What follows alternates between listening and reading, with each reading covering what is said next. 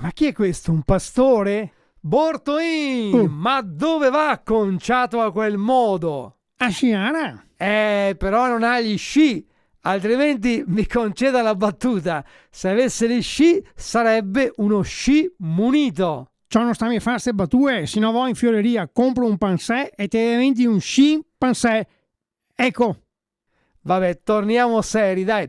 Allora, visto che va a sciare, significa che lei va in vacanza d'inverno.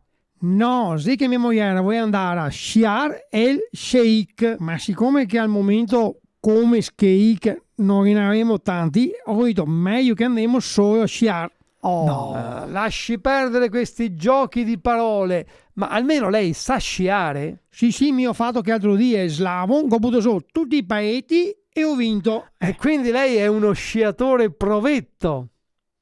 Diciamo che provo. Ma va anche sulle piste nere? No, va bene sciare, ma sciare anche al scuro. Allora ci dica, in che località va a sciare? A Garmisch Parting a Cortina.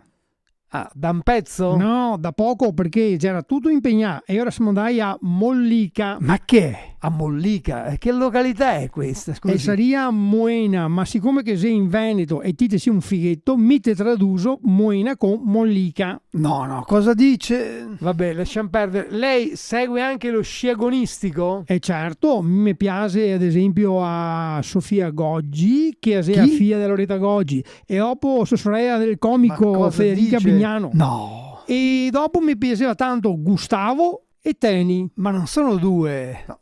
Guardi che Gustav Töni è una persona sola, E dopo come si chiamava? Quello che faceva i discese sui cimiteri? Si chiamava... No, non mi dica che sta alludendo a Tomba. Esatto. Altrimenti, guardi, le chiudo il collegamento. Piuttosto ci dica, ma che specialità le piace vedere in TV?